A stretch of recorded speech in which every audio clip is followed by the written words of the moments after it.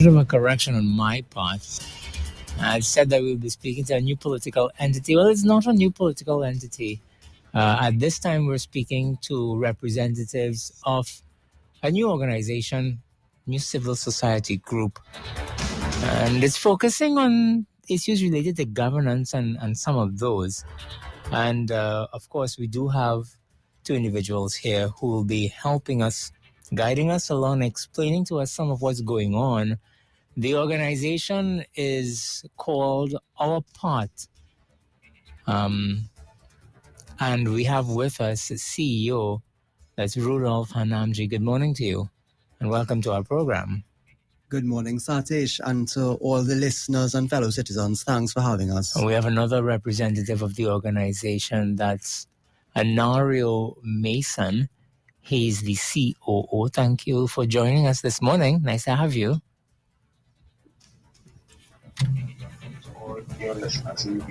Okay, we can barely hear you. You need to speak up just a bit. Can you hear me now? Yes, we're hearing you a bit better. Good morning, Satish, and thank you for having us. And also welcome and a good morning to your listeners and viewers online and on the airwaves. And this is going to be a pretty interesting discussion. Mr. Hanamji, you found yourself in the news recently. Let's begin there, and then we'll move on to the organization. You found yourself in the news. You're no stranger to making pronouncements and finding yourself in the news and that kind of thing, for putting it lightly.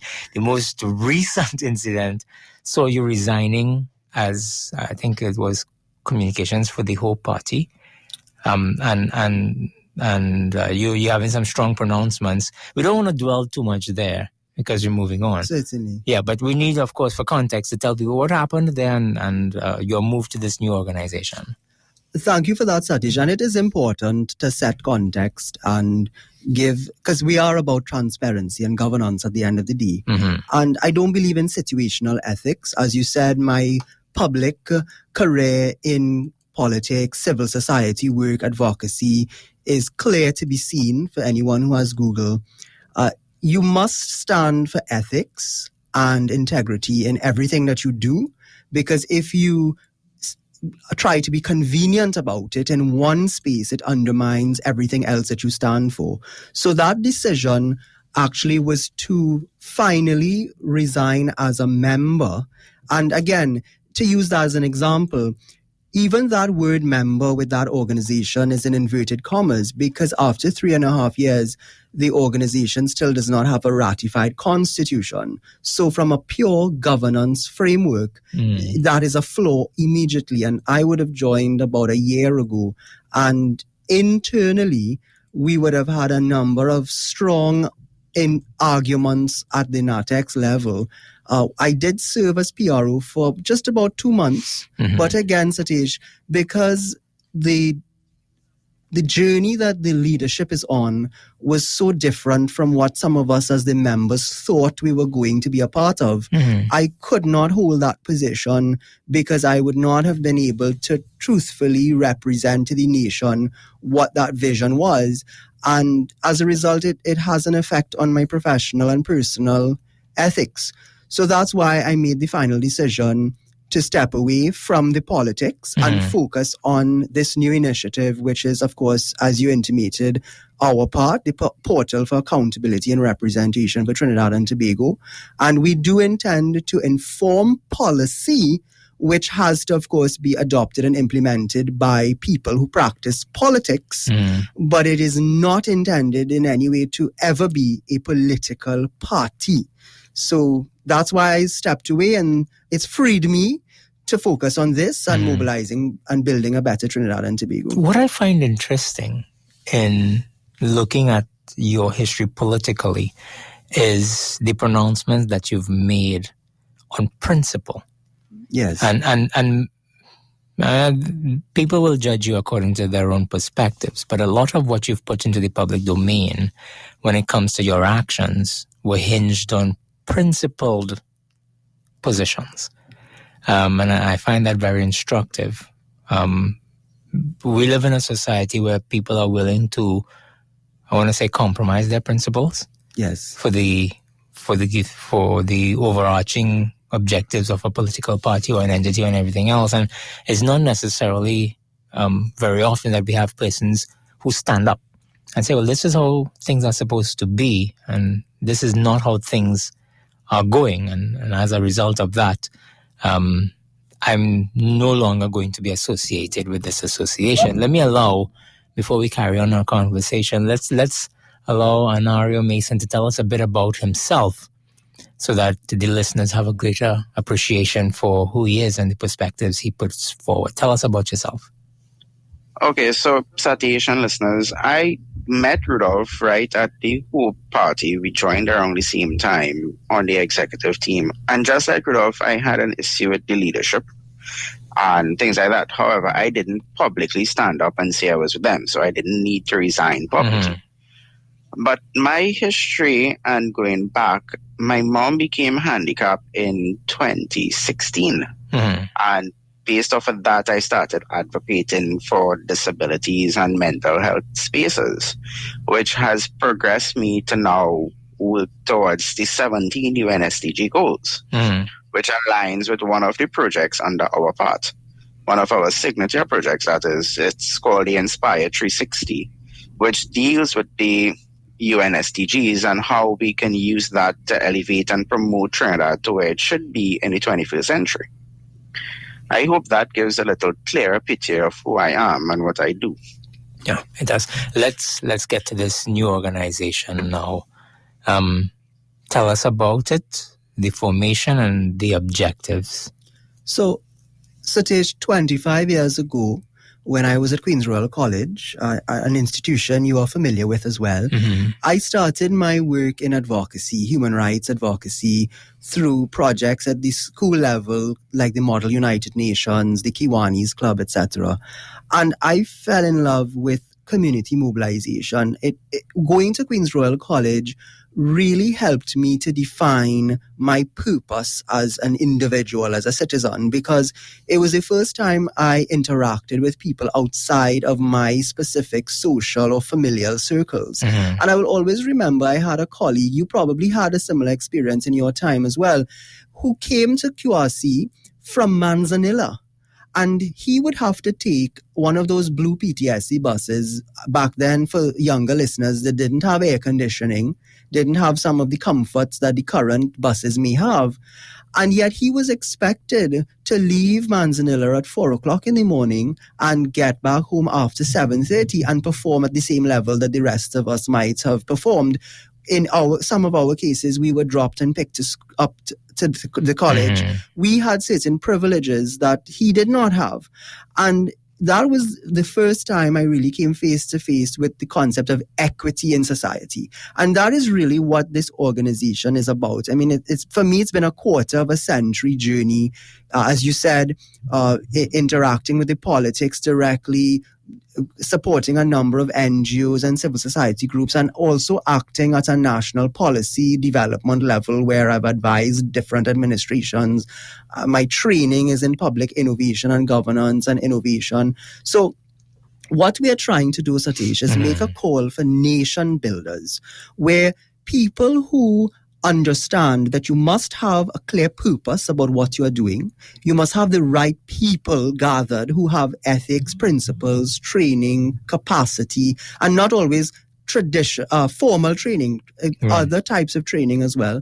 And because you have the right people and your purpose is clear about building a better Trinidad and Tobago, you can affirm and develop the right policies which have to then be adopted and implemented at the call of the citizenry. So those are the 3 Ps that the organization is based upon: purpose, people, and policies. Do you think that our population wants to engage in these kinds of discussions? I've had interviews with persons out of Jamaica, and I can't remember the lady's name or the name of the group, but they have a very, very strong organization when it comes to holding politicians in check. Yes, I think it's JAMP. I can't remember the name of the organization, but they do. Yes. And their role and function is to provide a platform for persons who maybe have issues with things the way they're going, and holding some government ministers and ministries accountable in a non-political way. And from the discussions we had, it seems as though they are vibrant enough to be a thorn in the side Yes. of any political entity, whichever one is in office at the point in time. Here at home, we have a different dynamic in that we have people who may want to speak on things, may have valid points, positions, perspectives, but fear victimization. And that's a reality. I remember speaking to somebody who runs an insurance company that is regional in nature. And the head of the organization came to Trinidad for a discussion with workers. And he asked for feedback. And he said to me that when he opened the floor, nobody wanted to speak up. Nobody, even though there were problems that were glaring. So afterwards, he went individually to people and he said, well, you're complaining about this and how come one of the floors was open? And the individuals said to him that they fear victimization. And he said that in this country, victimization is not perceived as real because there are people who open their mouth and say things and then find themselves in the doghouse. I know someone who was at UE, and because of the perspectives that they outlined, not in tandem with the political directorate at the point in time, I ain't got to identify which one it was, they had to leave the country and seek employment elsewhere because of the pressures that were exerted. So now this organization here is seeking to present a platform for people to engage in the kinds of activities that plenty people shying away from. How are you going to encourage people to be a part of this organization? Simply put, Satesh, and it goes back to what I was talking about earlier about the difference between privileged and vulnerable persons. There are persons like myself and others who have been blessed with certain resources, privileges, education opportunities, perspectives. We have to step forward and stand in that bridge, that gap. Right. Because you cannot expect the average citizen who is in survival mode that is at greatest risk of victimization to really stand up and express their disagreement or even have the mind space sometimes to review volumes of data and information to form a position that empowers them. So the first step is that, and Plato spoke about it when he discussed governance, right? He used the word elites. Today, that word has a negative connotation because we say elitist. But what he was really referring to are the people you intimated about, the academics, the professional class, the business owners.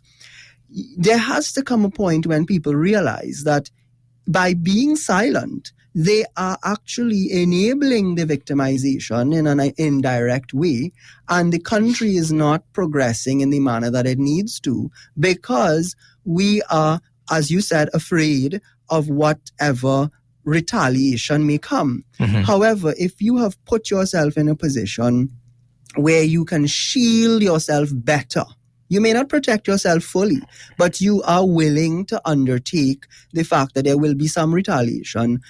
My experience has been that once you are really standing on the right side of history and you are treating with things in a professional manner that is data-driven, that is citizens-focused, the retaliation is muted. It is more difficult for them to attack you with ad hominem attacks and to try and undermine your career path or your income streams because, believe it or not, there is a positive pushback from the rest of society. So you have to be very clear about what your objective is. You have to come to it with good hands, as we say in law, clean hands, and you have to be objective about all leaders, whether it's in the public sector or the private sector or civil society. This is not meant to focus specifically on just an administration, because there are many public officials that are paid by the taxpayers to represent our interests, and our part intends to hold all of them accountable. Because if the opposition did a better job, then so too with the government, and vice versa. If people in civil society, religious groups, and other organizations that say they represent the public interest did a better job, then all of us would be better at the end of the day. So that is really how this is meant to operate. And already I want you to know that we have over 25 individuals who have bought into this project. It has only been a month since we fully activated. As Anarion suggested, I've been toying with this idea for over 5 years, and I've been engaging in different ways and developing capacity and really looking at the ecosystem to make the hard decision to move away, as I told you, from the politics, the party politics, and get involved in politics, the original meaning, which is the business of the people. Yeah. So that's how we intend to deal with victimization and look at it square in its face and call upon other good citizens, because you don't need 1.5 million people to make a difference in a small island especially. You just need a few good people who are finally willing to stand up and say, look, this is what we want for our country. This is what other people in the society are buying into, and we're going to push towards getting that right policy implemented. Yeah, there are people who are of the mindset that you're talking about, who are not satisfied with the way things are going. They don't have the forum within which they can express their views. So we're hoping, and I'm assuming you're hoping, that this provides that platform. Correct. I don't mean to be pessimistic, but I know that it's an uphill task. Certainly. What you're engaged in here is not a walk in the park, because our society has been conditioned to think that if you're not a PNM, you're a UNC. And if you're not a PNM and a UNC, you're a problem. Because you should be either a PNM or a UNC. But you know, Satesh, on average, 351,000 people do not vote in each election. I've looked at the averages, right? And you know my political history. I used to be an executive member of the COP. Right. And I can tell you firsthand that there is a way to convert minds and hearts. However, you're right. It is not a short-term solution, a flash in the pan. You wake up one morning and say, hey, I have an acronym vote. No, this is why Our Part was created, because you have to do hard, we call it WUK at Our Part, W-U-K. You have to have the W's for will. You have to have the U, the unification of interest across a broad coalition. And you have to have the K, which is the know-how and the knowledge to do it. But you have to commit to it over a medium to long-term period. Because the problems you just addressed, they were not created overnight. They are intergenerational. And I think the younger generations, like my generation, the millennials, we have to support and enable those coming up after to break the cycle once and for all. Yeah. And that is why we've taken it on. But you're right, it's not going to be easy. And I want to encourage citizens to convert pessimism into optimism, cynicism into a broad vision, a positive vision, and make it less about us and DEM, them, and more about you and me. Well, you see, that requires a greater level of patriotism. Yes. And we don't teach our citizens to be patriotic. And that is clearly evident with the education system. We do not teach our children about who we are, where we've come from, and why we are who we are at this point in time. And we had independence recently. If you go into the majority of school children, go across by the library on Abercrombie Street any afternoon with a camera, as I used to do in CNC3, and ask secondary school children anything about independence, you'll find some startling responses that they're not necessarily aware as they should be. And that's an indictment against us. I speak about Labor Day all the time. Many citizens in this country just know about Buzz Butler just because we have a highway and nothing else related to the struggles of labor.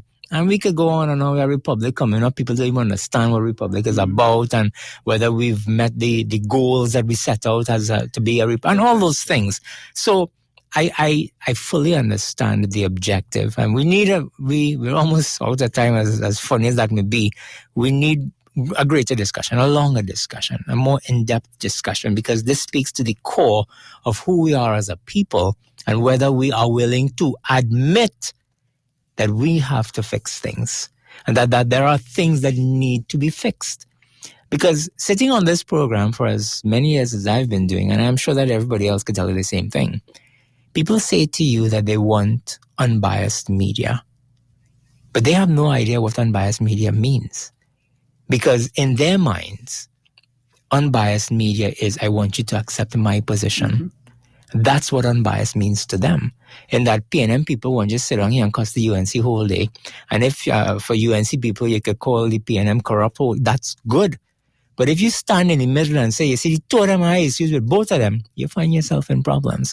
But there's something I'd like to know, and as I said, we may have another discussion. How do you intend to hold anybody accountable in this country, unless you're in some sort of political space? It's impossible to get anything done. So how does our part intend to get the message across and to change things? Perhaps I'll allow Anarion to speak to that, because he'll tell you a little bit about some of our projects, and that will help to alleviate that concern that people have, because that is a main issue people raise. How? It's easy for people to tell you the what, but at our part, we focus on the how. Sure. All right, go right ahead. Okay, so at our part, we have 6 signature projects. And it starts with what Trinidad and Tobago. You mentioned that independence was a couple of days ago, and we turned 62 years old. The question becomes, at 100 years old, what do we expect Trinidad and Tobago to look like? Satesh, if you and your viewers can close your eyes for a moment and envision what Trinidad looks at like 100 years old, I think you may see fresh water for all, quality education, and a society where there's unity and diversification, where our coat of arms works. And with that being said, that's the first project, the TT100 project. Now, how do we build out what that looks like? Is we have, at our part, we've adopted the UN goals, the sustainable goals, which falls again into the Inspire 360 brand project, where they have put forward such sustainable goals that we'd see no reason not to adopt them, where the Inspire 360 would bring together young people, the Gen Ys, the Gen Zs, and the Alphas, with the experience of the older generations to build out what that looks like. Now, you may have 1,000 ideas on how to get water for all, but all may not be feasible. So we move on to project number 3, which is the Spree think tank, named after one of the co-designers of this steel pan, Winston Spree. And that in itself is a national think tank where we bring together accountants, lawyers, engineers, tech persons who can now say, okay, so from this 1,000 ideas for water for all, we can implement or we can engineer 5 to actually work. And that's project number 3. So you've seen how all of them intersect. That being said, moving on, you need leaders, effective leaders, to implement the policies and the innovations that comes out of the Inspire and the Spree. And that's where our Just TT Leadership Academy trains persons on ethics, on civics, on patriotism, how to be emotional, intelligent leaders, how to be proper leaders, because we've all realized that our leaders in Trinidad and Tobago are not effective leaders. However, moving on from there, you go heading to project number 5, which is the Pansu Collective. It's a combination word from the Panchayat and the Susu models, which is designed to be a center of excellence for civil societies and NGOs, because we can't do everything through the politics or through public office. We need the help of NGOs, civil societies, and persons who are working in the space. So they will now advocate, they will now go out and do surveys and things like that to build out the consensus to where we need to be. Okay. And last... quickly. Yeah, let me hear the last one, because we're almost out of time. So the last one is the land of and, because we're the land of Trinidad and Tobago, which builds that social media, that air campaign on patriotism. Yeah. Gentlemen, unfortunately, we're out of time because of a couple of messages take us up to the top. But we do need to have another discussion. I'll tell you why.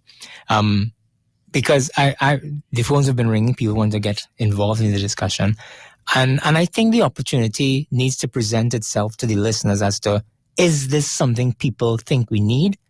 Is this something people want to be a part of? And we need to delve into looking at ourselves, shining a light on the citizenry as to whether or not people identify with what's going on. Yes. So definitely we're going to have another. Satesh, they can always visit our part, OURPARTT.org for more information. And as we say, if I do my part and you do your part, then together we'll do our part to build a better Trinidad and Tobago. Well, I'll get Melissa to do her part and get you back on the show again. Thank you for having me. It was an interesting discussion, the debates that we had, and I think it augurs well for some further discussions moving forward. But that's all the time that we have.